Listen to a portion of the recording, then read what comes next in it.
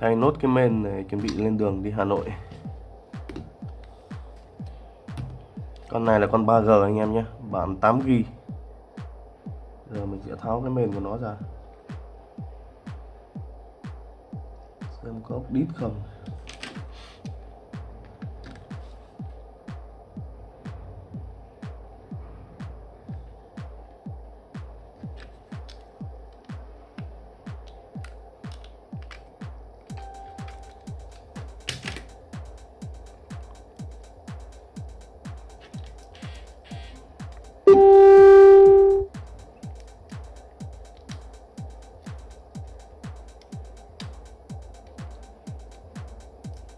Hàng này cái màn, cái cáp màn nó dễ bị đứt cổ cáp nên rất là dễ được đền cái màn mới anh em ạ. Làm cẩn thận thì cẩn thận nhưng mà rủi ro vẫn luôn rình rập quanh ta, không cách nào tránh khỏi.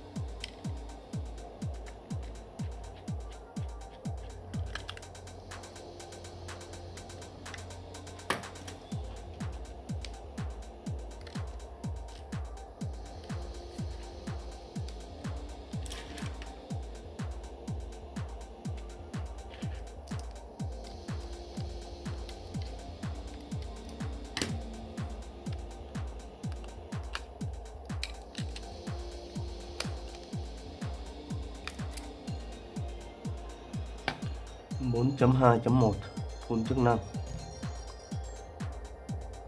Rồi, cái này mình sẽ cất đi, cái này là main của mình nhé, cái này là main của khách này, cái này chưa kích hoạt nên phải lắp vào để kích hoạt.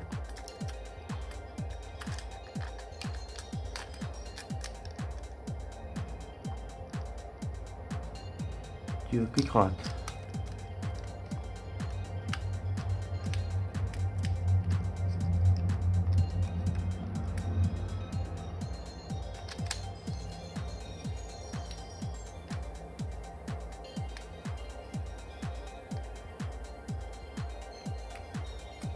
Này không biết có phải camera của nó không, nhìn camera không đúng anh em nhé, nên không lắp được là đúng rồi.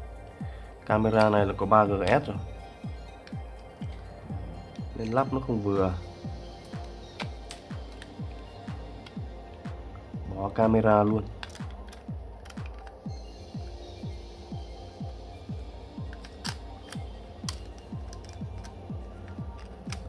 Đấy, không có camera lắp vừa luôn.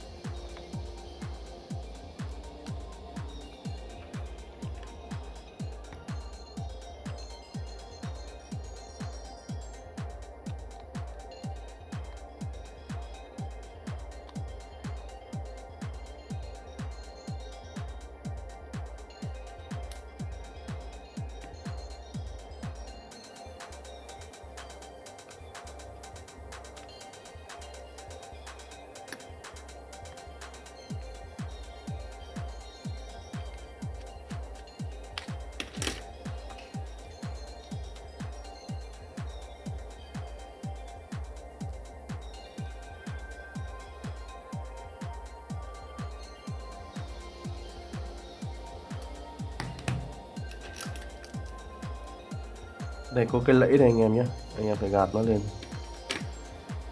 thì cho cái cáp vào mới dễ được, không có là rất là khó. Khi cho vào thì anh em sẽ đóng xuống, đấy có gãy lẫy phát là đóng vào phát được luôn.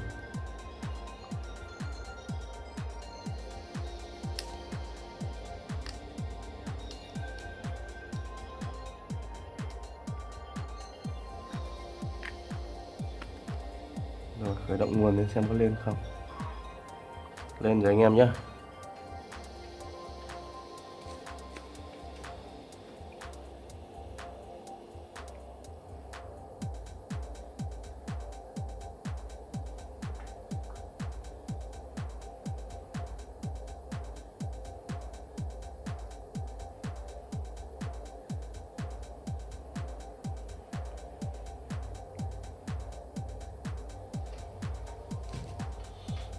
Cái này phải cắm máy tính thôi. Bây giờ mình sẽ đi cắm máy tính cái này, còn sẽ lại lắp lên cái khác.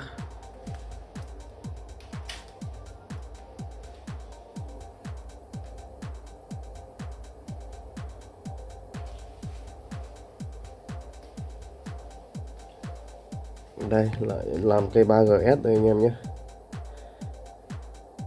Hiện nay mình sẽ thay cái main khác vào. Cũng một cái main hình như cũng chưa kích hoạt thì phải. Đây lại thay cái main 3GS này vào.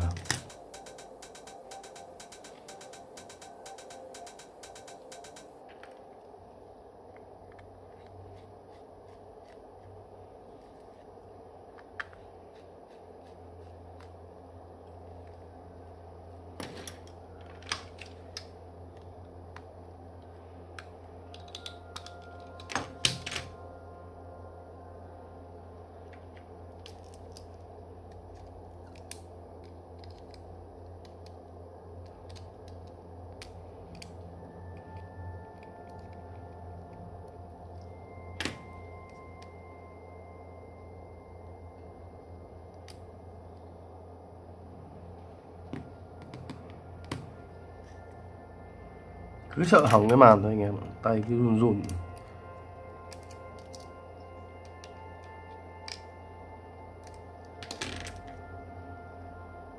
Này thiếu nhiều ốc quá.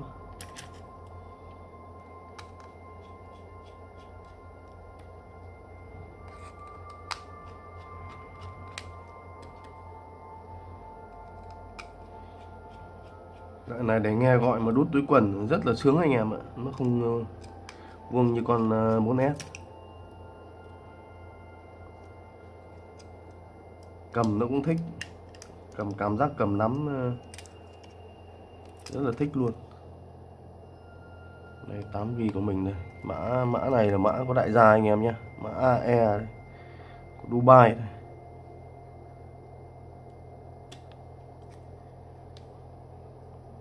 Cái đó chắc mình cất khi nào sang Dubai mình dùng.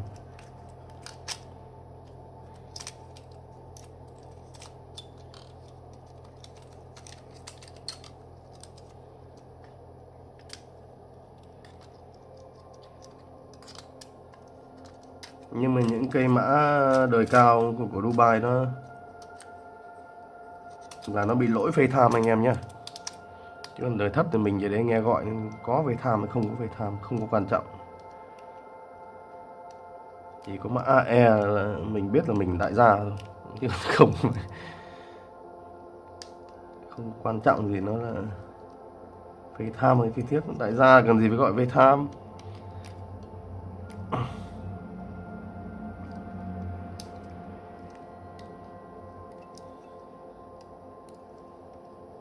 Rồi bắt ốc vào trước đã, xem nó có lên không.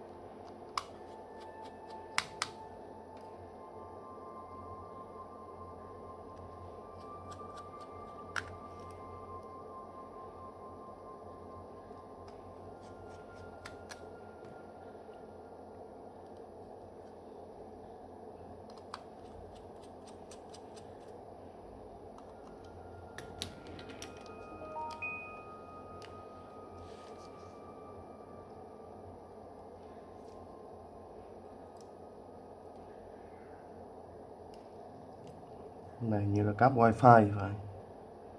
À không, cáp wifi đây anh em ạ. Đây là cáp anten sóng.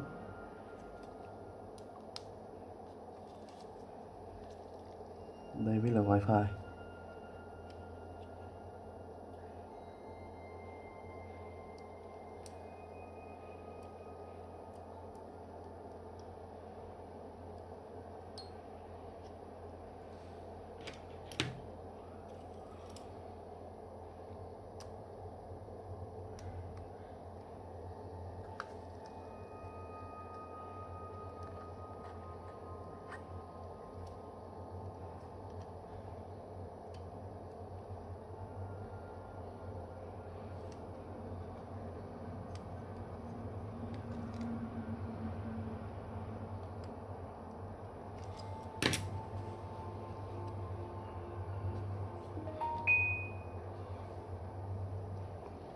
cho nốt cái nẹp camera này vào nữa là xong. Cắm máy tính chạy là gửi cho khách thôi, nhanh thì đi còn kịp không có đấy. Hôm nay đang mưa nên chắc là đường cũng ít xe anh em.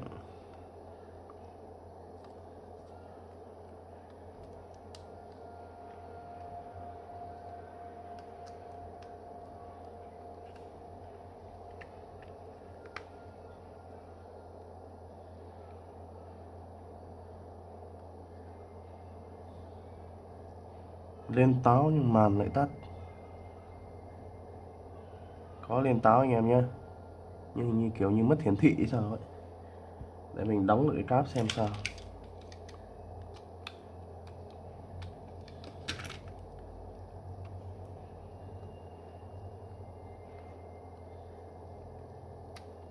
Mất hiển thị à?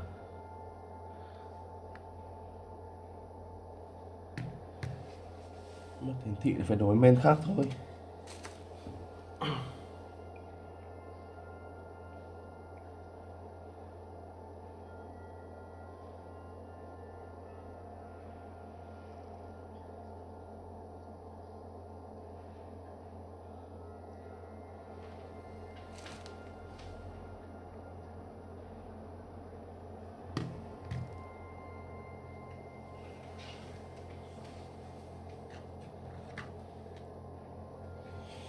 Mất hiển thị thì main thì nhiều, lại cho cái main khác thôi.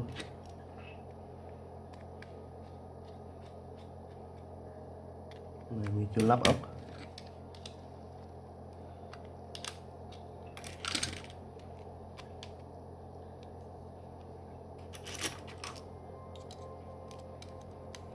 Mấy cái này main này là dính nước hết rồi anh em ạ. Đây này, quỳ tím đỏ hết rồi.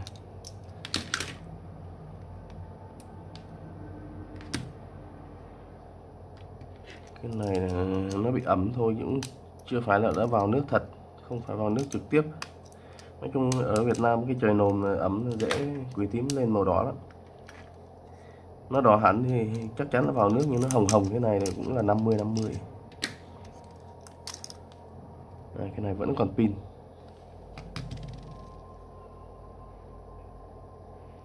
LLA 6.1.6.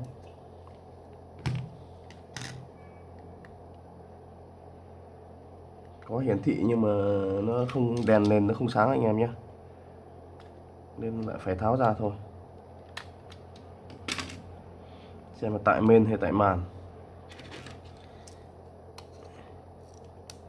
Nếu mà tại màn là mình rất vinh dự là được đền cái màn, lại được đền cái màn khác. Nói trước rồi mà vẫn bước không qua nha anh em nhé, có khi ở đền thật. Màn loại này nó cùi bắp lắm.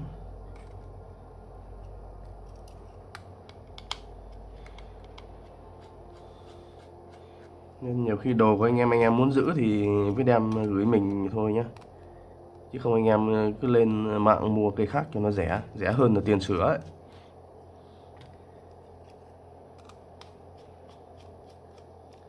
Chứ giờ mua cái màn lẻ cũng đắt, mua viên pin cũng hơn 200 rồi, trong khi cây máy người ta bán 300-400 hoặc 500. Tội gì anh em phải đem đi sửa, mình cũng vất vả luôn. Không biết sao nhiều anh em vẫn cứ thích sửa chứ không thích mua cây khác, và cứ thích sửa cây này.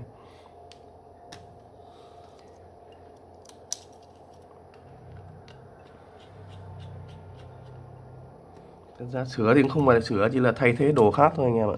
Cũng là đồ của cây zin khác bóc sang thôi chứ không phải sửa anh em nhé. Chứ cái loại main mà chọc cho choét thì vứt đi chứ còn dùng làm gì nữa. Đấy, thiếu thì main lành mà phải dùng cái main nát.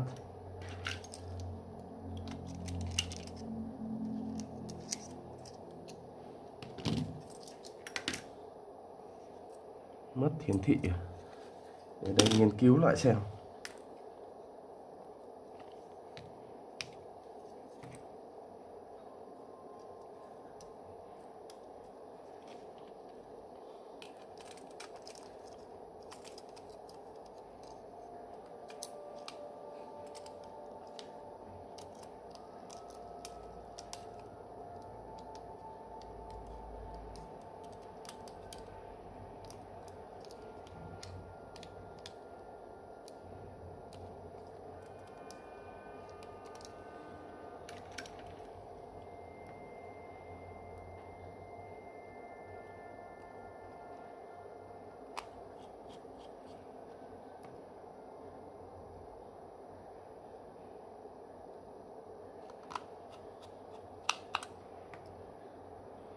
Mua cây nguyên thì tầm 400-500 nữa có máy ngon lành chơi rồi. Xấu hơn thì 300-400 cũng có. Nhưng mà đã làm mà sửa thay màn hoặc là thay pin các thứ thì cũng mất vài trăm, gần bằng tiền mua cái máy rồi. Nhưng nhiều người vẫn không chịu mua cái khác, vẫn cứ bắt gửi ở đây để bắt tháo ra. Có khi tháo ra tháo lại 2-3 lần quá tiền mua cái máy khác rồi. Mình đã nói trước rồi nhưng vẫn tiếp tục gửi máy cho mình để mình làm, tài thật. Kiểu nghiện sửa sao ấy.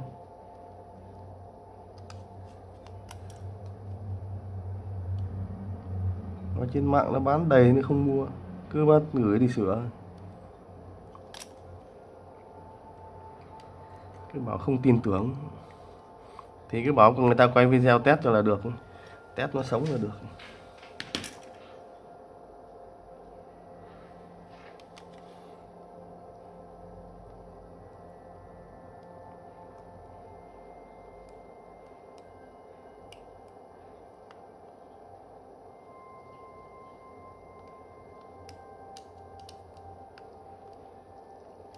Hy vọng cái main này nó sống đỡ phải tháo ra anh em nhé. Hoặc có thể là lỗi do màn nữa. Nếu cái này mà không lên nữa thì chắc là do màn thật.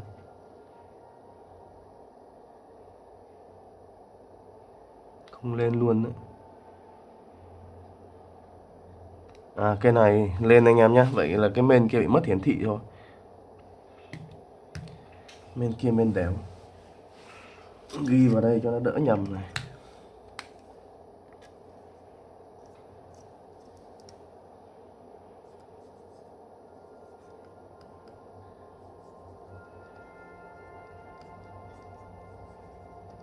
Rồi gửi về cho khách, gửi cả máy cả main, chứ con main này mình cũng đâu có dùng để làm gì đâu.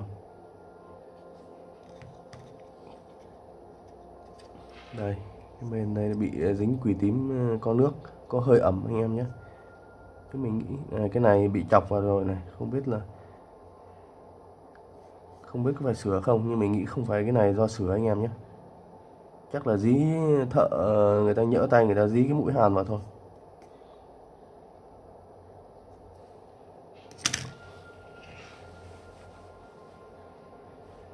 Đã lên, cảm ứng liệt.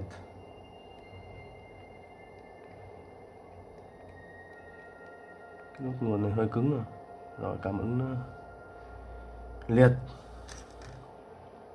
Đấy, vậy là được đền cái màn mà mình đoán từ trước rồi. À lại mở được anh em ạ. Hú hồn chim én luôn. Cảm ứng vẫn ok. LLA luôn này. Email 058 này. Rồi, vậy là đóng nắp vào được rồi. Này không tháo ra nữa, tháo ra lại cái màn lại sộc sạch phát lại thôi đi cái màn.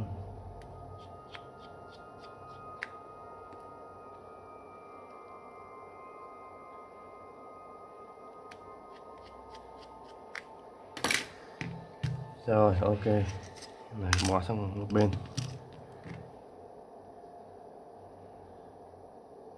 Cái này không có khe sim mà anh em.